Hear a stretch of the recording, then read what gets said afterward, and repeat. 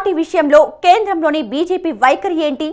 ఏపీలోని బీజేపీ నేతలు ఏం చేస్తున్నారు? కేంద్రంలో బీజేపీతో పొత్తులో ఉన్న జనసేన ఇటు టీడీపీతోనూ పొత్తు ఖాయమని ప్రకటించిన సంగతి తెలిసిందే. వచ్చే ఎన్నికల్లో అసలు ఈ మూడు పార్టీల మధ్య పొత్తు ఉంటుందా? టీడీపీతో పొత్తుకు బీజేపీ ససేమిరంటే పవన్ కళ్యాణ్ బీజేపీకి కటిఫ్ చెప్పేస్తారా? టీడీపీ జనసేనలే ఎన్నికల బరిలో కలిసికట్టుగా దిగుతాయా? చంద్రబాబు నాయుడు అరెస్టు నేపథ్యంలో బీజేపీ అగ్రనేతల వైఖరి ఏంటి? ఏపీకి చెందిన బీజేపీ నేతల వైఖరి ఏంటి? మొత్తం వ్యవహారం అంతా పరమ కంగాలిగా ఉందంటున్నారు రాజకీయ పండితులు. టీడీపీ బీజేపీ జాతీయ నాయకత్వాల మధ్య డీల్ కుదిర్చేందుకు పవన్ కళ్యాణ్తో పాటు ఏపీ బీజేపీ అధ్యక్షురాలు పురంధేశ్వరి కూడా ప్రయత్నాలు చేస్తున్నారని ప్రచారం జరుగుతుంది.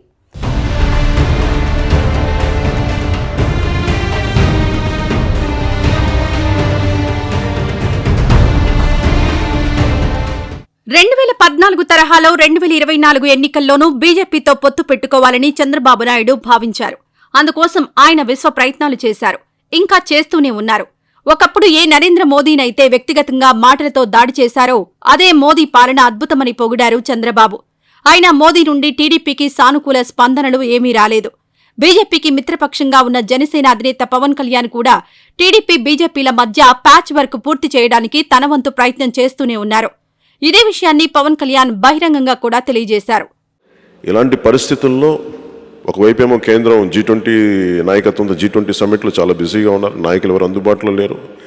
అలాంటి పరిస్థితుల్లో నేను రాజమండ్రి జైల్లో చంద్రబాబు గారిని పరామర్శించడం, బయటికి వచ్చి లోకేష్ గారి బాలకృష్ణ గారి సమక్షంలో ఖచ్చితంగా జనసేన మద్దతు తెలపడం. ఎందుకంటే కొన్నిసార్లు నిర్ణయాలు తీసుకున్నప్పుడు నేను ఒక జనసేన అనేది ఒక ఇండిపెండెంట్ పార్టీ, అది దో మేము అలయన్స్లో ఉన్నప్పటికీ కూడా వేరే ఇండిపెండెంట్ పార్టీ, మాకు బలమైన స్ట్రెంత్ ఉంది, మాకు బలమైన ఓట్ బేస్ ఉంది. సో వాటిని దృష్టిలో పెట్టుకొని ప్రత్యేకించి మేము అప్రోచ్ కాలేకపోయాం. కాబట్టి ఢిల్లీలో G20 సమ్మిట్లో అందరూ ఉండిపోయారు కాబట్టి ఎవరు అందుబాటులో లేరు. కాబట్టి నేనే కొంచెం నిర్ణయం తీసుకొని నేను చెప్పేశాను ఆ రోజు. సో నేను వైసీపీ వ్యతిరేక ఓటుకి చీలనివ్వను అనే దానికి ఏ మాట అయితే చెప్పానో ఆ మాటకి నేను కట్టుబడి ఉన్నాను. అదే నేను ముందుకు తీసుకెళ్తూ వచ్చాను. సో దాంట్లో భాగంగానే జనసేన తెలుగుదేశం సమన్వయ కమిటీ ఉండాలి అని చెప్పి రెండు పక్షాలు నిర్ణయించుకున్నాయి. పొత్తుల మాట దేవుడెరుగు. స్కిల్ డెవలప్మెంట్ స్కామ్ లో చంద్రబాబు నాయుడు అరెస్ట్ అయ్యారు. దీని వెనుక కేంద్రంలోని బీజేపీ హస్తం ఉందని కమ్యూనిస్టులు ఆరోపిస్తున్నారు. చంద్రబాబు నాయుడు అరెస్ట్ను బీజేపీ అగ్రనేతలు ఎవరూ ఖండించలేదు. ఇతర రాజకీయ పార్టీల అగ్రనేతలు మాత్రం చంద్రబాబును అరెస్ట్ చేసిన తీరు సరిగ్గా లేదని మాత్రం అన్నారు. కానీ బీజేపీ జాతీయ నేతలు మాత్రం అటువంటి వ్యాఖ్యలు కూడా చేయకుండా మౌనం పాటించారు.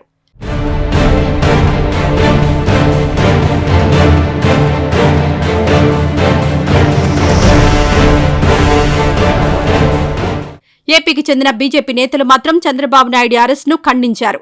స్కిల్ డెవలప్మెంట్ కార్పొరేషన్లో అసలు స్కామ్ జరగలేదని కూడా ఏపీ బీజేపీ అధ్యక్షురాలు పురంధేశ్వరి క్లీన్ చిట్ ఇచ్చారు.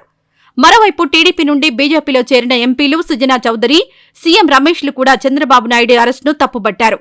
అది రాజకీయ కక్ష సాధింపే అన్నారు.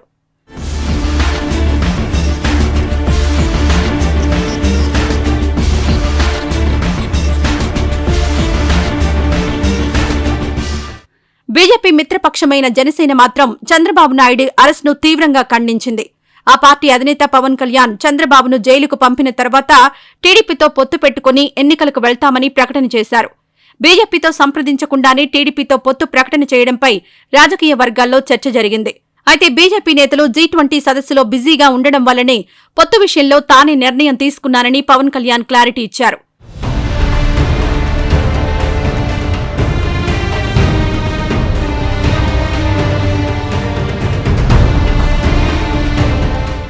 ఆ తర్వాత వారాహి యాత్రలో చంద్రబాబుకు మద్దతుగా వ్యాఖ్యానించారు.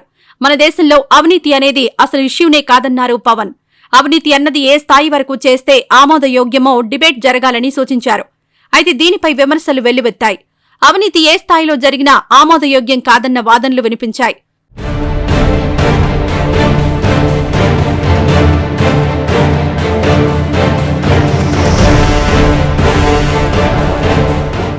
బీజేపీ జాతీయ నాయకులు మౌనంగా ఉండడం, ఏపీ బీజేపీ నేతలు మాత్రమే చంద్రబాబుకు అండగా నిలవడం వెనుక పార్టీ అగ్రనాయకత్వం వ్యూహం ఏమైనా ఉందా అన్న చర్చ కూడా నడుస్తోంది. టీడీపీ నేతలు పదే పదే వైఎస్సార్ కాంగ్రెస్ ప్రభుత్వంపై చేసే విమర్శలని ఏపీ బీజేపీ అధ్యక్షురాలు పురంధేశ్వరి కూడా అందిపుచ్చుకోవడంపై వైసీపీ నేతలు అనుమానాలు వ్యక్తం చేస్తున్నారు.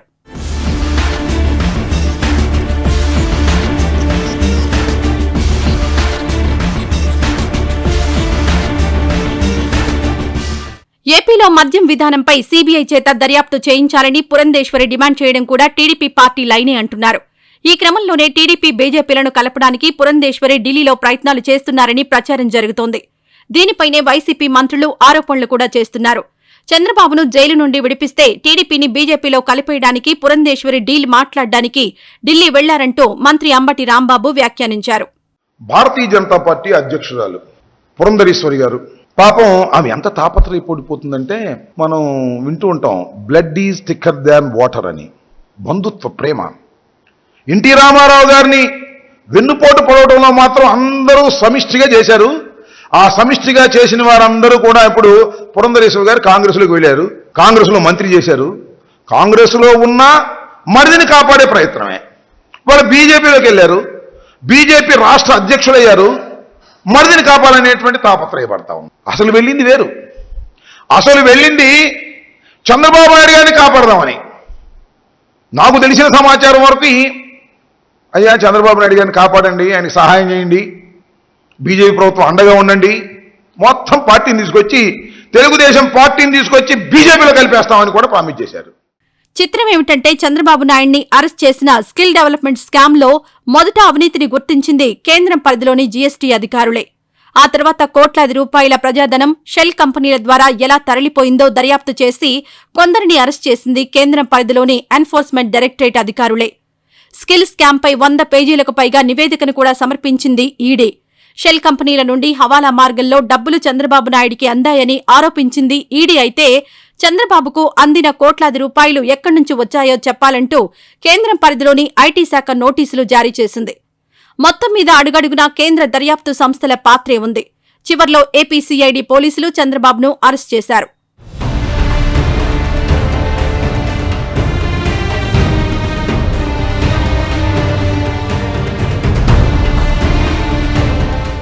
చంద్రబాబు నాయుడి పీఎస్ పెండ్యాల శ్రీనివాస్ ఇంట్లోనూ 2 ఏళ్ల క్రితమే సోదాలు జరిగాయి. అప్పుడు సోదాలు చేసింది కూడా కేంద్ర దర్యాప్తు సంస్థలే. సో బాబు కేసు గురించి కేంద్రంలోని బీజేపీకి పూర్తి క్లారిటీ ఉంది. బహుశా అందుకే బీజేపీ కేంద్ర మంత్రులు కానీ జాతీయ నాయకులు కానీ చంద్రబాబు నాయుడి అరెస్టును ఖండించకపోయి ఉండవచ్చంటున్నారు రాజకీయ పండితులు.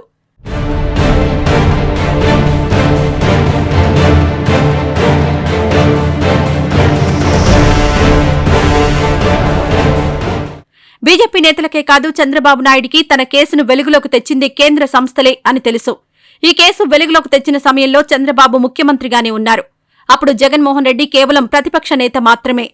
ఇంత క్లారిటీ ఉన్నా పురంధేశ్వరి అండ్ కో చంద్రబాబు నాయుడిని కక్ష సాధింపు కింద అరెస్ట్ చేశారని వ్యాఖ్యానించడం వెనుక ఏదో మతలబుందంటున్నారు విశ్లేషకులు.